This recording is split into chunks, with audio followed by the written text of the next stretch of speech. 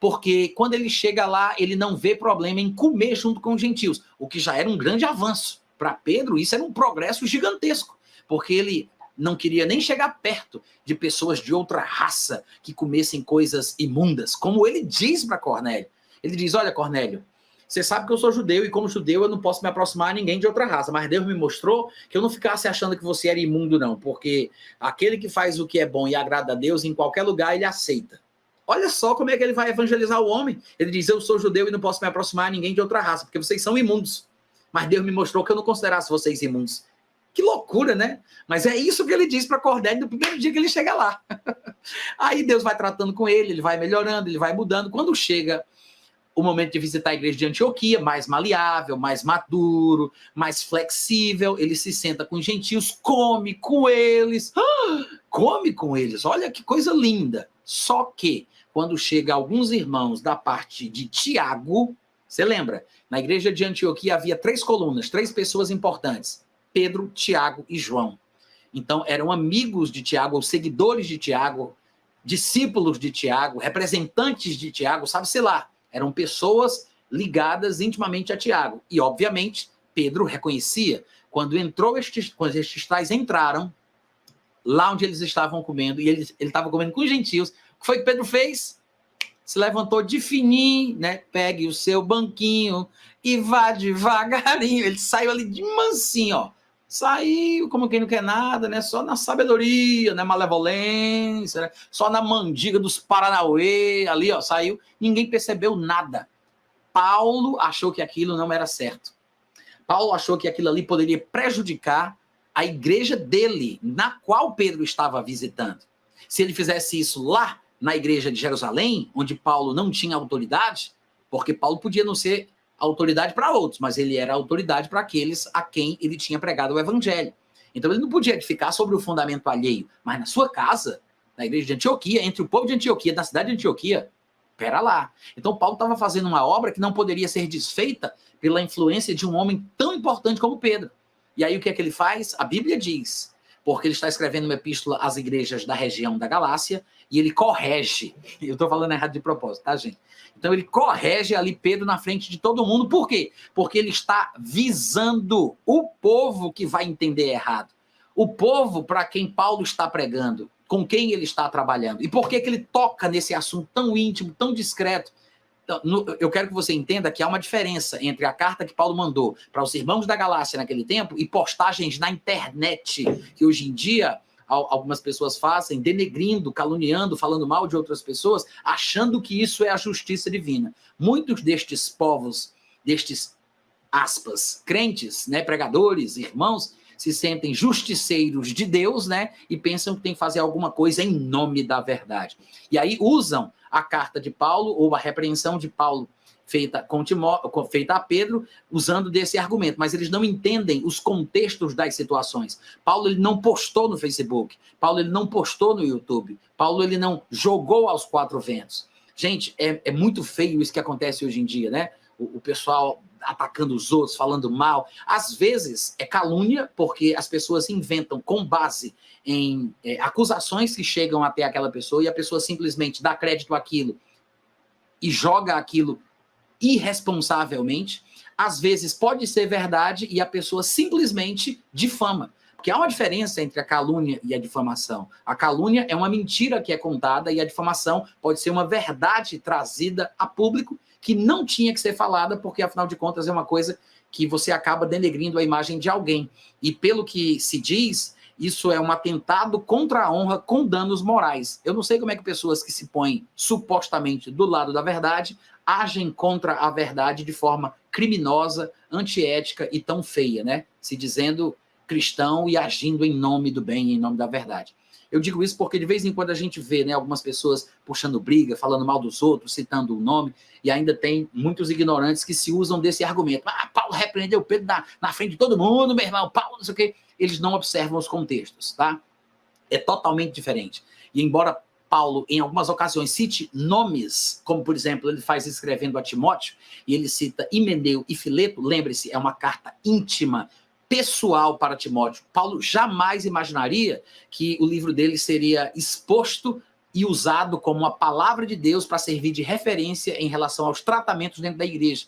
Ele escreve a Timóteo para que Timóteo tenha orientação específica, particular, sobre o que fazer com pessoas que Timóteo conhecia, que Paulo conhecia, porque faziam parte do seu ministério, eram companheiros de ministério que tinham abandonado a visão doutrinária de Paulo e estavam, segundo Paulo disse, pregando coisas que pervertiam a fé dos irmãos que os ouviam. Então Paulo escreve a Timóteo, alertando e falando sobre o assunto. E você vai dizer, mas Natan, e aquelas passagens onde a Bíblia diz para repreender o povo em público, né? Leva-o na frente da igreja. Ele está falando sobre comunidades, sobre congregações onde as pessoas conviviam em comunidade, onde as pessoas se conheciam. Eles estavam num grupo fechado ali, numa comunidade cristã específica. Ele não está falando sobre a situação atual ou de você postar uma coisa contra alguém com quem você não convive, que você não conhece de fato, à distância, só porque a pessoa é conhecida e você postar aquilo na internet, porque faz todo mundo da parte do corpo de Cristo e eu quero expor aquela pessoa como a Bíblia diz. Não é isso que as Escrituras ensinam. As Escrituras ensinam o seguinte, se você realmente tem alguma queixa contra alguém pecou contra ti, é contra ti, não é contra outro, é contra ti, então vai até a pessoa, repreende a pessoa, fala com a pessoa, expressa o seu descontentamento, porque o objetivo é ganhar o irmão. Se aquela pessoa te ouvir, se arrepender, você ganhou o seu irmão. Esse é o objetivo, é ganhar o irmão, né? Não é desabafar, descontar, se vingar, botar para descer, não. É para ganhar o irmão. Você vai ser sincero com ele, ele vai se arrepender, benza a Deus, e aí vocês vão fazer as pazes. E se ele não te ouvir? Aí Jesus disse, a gente passa para o próximo grau. Você chama consigo mais uma ou mais duas, para que pelo testemunho de duas ou três, ou seja, você e mais uma, duas, você e mais duas, três, a palavra seja confirmada. As pessoas vão lá, claro, em primeiro lugar, para gerar uma sensação de desconforto, porque ela vai ter que reconhecer o seu erro agora diante não somente de uma pessoa, mas de duas. Se ela persistir em não reconhecer aquilo que fez como errado, aí ele diz, então leva à igreja. Ou seja, a igreja são as pessoas que conhecem aquele irmão e que aquele irmão conhece também. É uma coisa de fórum íntimo. É por isso que ele diz, primeiro só você, depois leva dois, depois leva para a igreja. Porque ele está escalonando na comunidade da qual a pessoa faz parte. Ele não está falando do contexto social, internetico e cibernético do dia de hoje. Não tem nada a ver, tá, gente? Mas eu sei que esse é assunto para outra conversa, mas é importante a gente abrir esses parênteses, né? Porque acaba abençoando aí paralelamente com outros tópicos, aqueles que estão nos ouvindo. Mas hoje em dia você vê, né, quantos casais se desfazem. Eu me lembro de alguns casos atrás, eu não vou dizer os nomes porque vocês conhecem muito bem, embora alguns já tenham caído no esquecimento, mas casais que brigaram e começaram a se acusar mutuamente na rede social, você é isso, você é aquilo, seu criminoso, seu ladrão, seu boçal, seu isso, seu aquilo, e com postagens gigantescas, onde cada um tenta se justificar e mostrar o seu lado da história, tentando provar sua inocência com textos enormes. E eu sei que às vezes todos nós, quando estamos no calor do momento, se passamos por isso, somos tentados a rebater, a nos defender da mesma forma, mas eu tenho aprendido ao longo dos anos que não vale a pena. Você está dando crédito, está dando voz a uma coisa que não é bíblica, que muitas vezes é criminosa, é antiética, é feia e não vale a pena. Você vai aumentar ainda mais o problema. Não vale a pena você dar atenção àquilo que as pessoas falam quando elas realmente não estão interessadas em... O objetivo não é promover cura, disciplina, correção, restauração. Quando você percebe que o sentimento e o tom é outro, muitas vezes é um sentimento escuso, né, que é mais sei lá, às vezes a pessoa, né, quer se proteger, ela quer se justificar, existem, claro, motivações diferentes, e a pessoa faz a abordagem que ela faz. E eu me lembro de casais fazendo isso, depois de terem se divorciado de forma bastante feia, cada um fazendo os seus textões, acusando o outro. E eu me pergunto, para que isso? Para que isso? E eu sempre cito a história de José. José, ele tinha certeza que Maria tinha traído ele. Ela apareceu grávida. A mulher está com um buchão. Vai dizer o quê? Que foi o Espírito Santo? Não tem sentido. É uma coisa totalmente inusitada. A Bíblia fala, José estava decidido a deixar Maria. Decidido. E aí o anjo precisou aparecer para o homem e dizer, calma, José, não temas receber Maria, a tua esposa, porque o que nela foi gerado é do Espírito Santo. Ele teve que aceitar. Mas veja que ele estava decidido a deixá-la. Agora, o que é interessante é que o texto diz que ele resolveu, está escrito lá em Mateus capítulo 1, ao redor ali do versículo 19, tá? Ele estava decidido a deixá-la secretamente, porque era um homem justo e não queria difamá-la. Imagina isso. O cara tinha certeza que ela tinha traído ele. Se ele não tivesse certeza, ele não ia deixar a mulher. Não ia. Ele tinha certeza, por isso que ele ia deixar. Com certeza de que tinha sido traído, de que ela era adúltera, ele não fez o que a lei mandava. É muita coragem.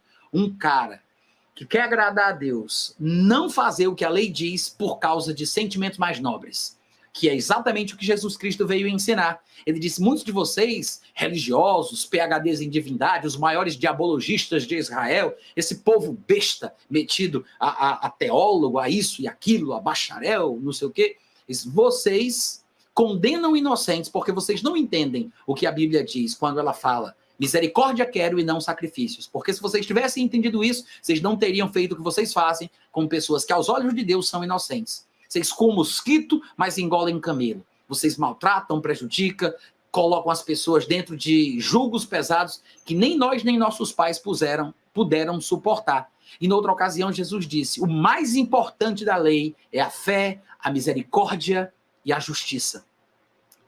Que era o oposto daquilo que buscavam os religiosos, os escribas e os fariseus, que são muito parecidos com os líderes religiosos, não todos, graças a Deus, alguns líderes religiosos de hoje em dia também. Não só líderes, como cristãos de forma geral, né? Porque esse sentimento, ele viraliza, ele passa de uma pessoa para outra, né? Como o espirro. É possível a pessoa ser contaminada com a mesma atitude, com o mesmo sentimento, né?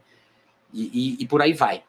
José, certeza que a mulher tinha traído, ele não fez o que a lei determinava. Ele não a levou ao sacerdote, ele não fez com ela o teste do ciúme para ver se aquilo era ou não era uma traição real, ele não fez com que ela passasse pelo inquérito e pela CPI da traição, para que no final talvez fosse até apedrejada. Ele não fez isso, ele não fez isso. E o texto que fala porque ele não fez, diz que ele não fez porque era um homem justo. É muito interessante o padrão de justiça divina, que às vezes a gente não conhece. Claro que ela não tinha traído ele, porque nós sabemos da história, coitado do José, na hora não sabia, né? Só soube depois, pela informação do anjo. Mas o que é interessante é a atitude dele.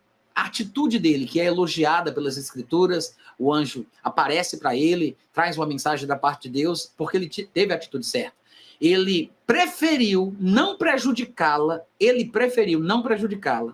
do que provar que estava certo, ou buscar os seus direitos, ou se justificar, ou, sei lá, fazer alguma coisa que fosse boa para ele, né? Ele preferiu não prejudicá-la. Por quê? Porque eu acho, sabe, gente, que esse sentimento do coração de José é um sentimento nobre que todo crente que nasce de novo tem. Eu digo isso porque eu sou crente nascido de novo, não sou perfeito, tenho inúmeros defeitos e invirtudes, mas eu sinto isso. Eu sinto esse sentimento de empatia, de compaixão, de misericórdia, de amor. Eu sinto isso. Eu sou cheio de defeito. E eu tenho sentimentos nobres que não são meus, mas que surgiram em mim de quando eu nasci de novo para frente, no processo de crescimento espiritual, ao longo da vida eu venho amadurecendo coisas desse tipo. Eu tenho compaixão, eu me condoo da pessoa que não merece, que está passando por algum sentimento ruim, alguma situação, alguma fase ruim. Eu oro por pessoas que me difamam, que me caluniam, que me atacam, que falam mal de mim. Eu choro pela vida dessas pessoas, pensando nos seus filhos, na sua esposa, na sua família, no sofrimento que é viver dessa forma. Porque quando a pessoa insiste em andar num padrão de vida que não agrada a Deus, pode ter certeza, a pessoa não consegue dormir em paz, a pessoa não se sente bem. É uma desgraça viver assim. Ela tenta abafar os sentimentos e a sua própria consciência, mas só ela e Deus sabem a agonia que ela experimenta quando coloca a cabeça no travesseiro, tá? Então, eu tenho certeza que qualquer pessoa que nasce de novo e se deixa levar por esse sentimento nobre que o Espírito Santo compartilha com o nosso coração, também vai sentir compaixão, misericórdia, etc, etc. Então, é triste que as pessoas não cultivem, sabe, aquilo que Paulo chamaria de fruto do Espírito. Mas, voltando ao assunto, quando Paulo repreende Pedro, vocês pegaram aí o caminho de coelho que eu percorri, quando Paulo repreende Pedro, ele o repreende porque é uma coisa importante, de fora o íntimo. E ele escreve aquilo na carta aos Gálatas porque ele está tratando exatamente sobre aquele assunto com os Gálatas. O que acontecia naquela ocasião da carta? Pessoas que vinham da igreja de Pedro, lá de Jerusalém, que desceram da Judéia para a Galácia, estavam dizendo aos irmãos gentios da Galácia que eles tinham que guardar as culturas e os padrões de vida judaico. Seguir a regra dietética dos judeus, tinham que se circuncidar, guardar o sábado, botar um quipá na cabeça, tocar o berrante de boi de Israel, não podia mais chamar de Jesus na palavra e na língua que eles usavam, tinha que chamar agora ele de Yeshua HaMashiach, né? E por aí vai, a loucura do crente, né? Não há nada de novo debaixo do céu, viu, gente? Não há nada de novo. Tudo se repete. E aí, por causa do contexto, Paulo querendo mostrar que é uma tolice, uma imbecilidade, a pessoa querer viver como judeu, já tendo sido salva, já tendo sido cheia do Espírito Santo, já faz oração em línguas, a pessoa já foi abençoada por Deus, e para que ela vai querer agora viver como judeu, como se isso fosse importante para agradar a Deus ou ter uma vida correta aos olhos do Senhor? Por isso que ele diz, eu só quero saber uma coisa de vocês. Vocês receberam o Espírito Santo pelas obras da lei ou pela pregação da fé? Ele pergunta isso em Gálatas capítulo 3, versículo 2. Então, quando ele fala de Pedro, é para mostrar o seguinte, ó, sabe Pedro, uma das colunas lá da igreja de Jerusalém, da onde vieram esses safados que estão fazendo confusão aqui na nossa congregação, esse povo que está conversando, alguns abestalhados de vocês aqui que tem a mente fraca, sabe de onde eles vêm? Vêm lá da igreja de Pedro. Vocês sabiam que uma vez quando Pedro veio aqui na nossa comunidade, quando ele visitou a nossa cidade, eu repreendi ele na frente de todo mundo? Ou seja, Paulo usa isso porque o contexto pede. É uma coisa importante para Paulo, colocar isso aí no meio do jogo, para falar desse assunto, para resolver um problema que é muito importante, questão doutrinária. Então, ele solta isso. Não tem nada a ver com o contexto, com a motivação de muitos de hoje em dia que fazem isso à torta e à direita, sem nenhum pudor, sem nenhuma ética, sem nenhum critério. Tá?